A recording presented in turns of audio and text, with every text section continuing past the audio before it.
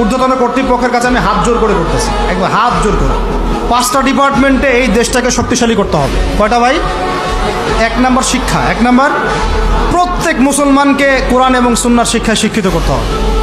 আমি অন্য ধর্ম নিয়ে কথা বলছেন, তাদের মতো দিন পালন করি, লাকুম দীনুকুম ওয়ালিয়া দিন, লাকুম দীনুকুম ওয়ালিয়া দিন। তারা তাদের ধর্ম পালন করে করুক, আমাদের কোনো মাথা ব্যথা নাই। প্রত্যেক মুসলমানের বাচ্চাকে কোরআন সুন্নাহর শিক্ষায় শিক্ষিত করতে হবে এবং একই সাথে এই যুগকে চ্যালেঞ্জ করার জন্য যত সাবজেক্ট দরকার সব সাবজেক্ট আমাদেরকে শিখতে হবে ইনশাআল্লাহ। একমুখী শিক্ষা না, দ্বিমুখী শিক্ষার মেরুকরণ না, একদম দ্বিমুখী শিক্ষাকে একমুখী করে একটা কম্বাইন্ড এডুকেশন সিস্টেম চালু করতে হবে। যদি আপনারা না পারেন আমাকে দায়িত্ব দেন,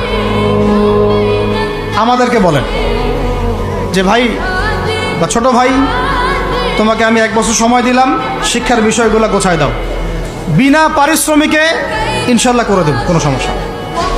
1 টাকাও দিতে হবে না, জাস্ট একটা চেয়ার টেবিল দেন, 100 জন আলেম দেন, 100 জন বুদ্ধিজীবী দেন, গড়ে দিব ইনশাআল্লাহ। তা প্লে গ্রুপ থেকে মাস্টার্স পর্যন্ত আমাদের ছেলেমেয়েরা এমন শিক্ষায় শিক্ষিত হবে যেটাকে শরীফের গল্প শেখাবে না ইনশাআল্লাহ।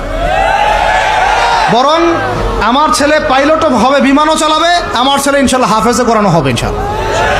আমার মেয়ে ডক্টরও হবে ইনশাআল্লাহ, আমার মেয়ে আয়েশা রাদিয়াল্লাহু আনহার মতো মুহাদ্দিসও হবে ইনশাআল্লাহ।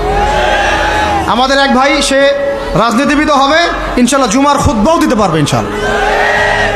আল্লাহর কসম করে বলতেছি, এমন শিক্ষা চালু করা সম্ভব, শুধু আপনারা যদি একটু সৎসাহস দেখান, একটু উদ্যোগ গ্রহণ করেন, আল্লাহ পাক বহুত আজর দিবেন আপনাদেরকে। আল্লাহ পাক এই ওসিলায় আপনাদের সব গুনাহ মাফ করে জান্নাতও দিতে পারেন। আল্লাহর রাস্তায় আল্লাহর দিকে ফিরে আসেন। আমি আপনাদের সবচেয়ে শ্রেষ্ঠ বন্ধু, আমাকে শত্রু মনে করেন না।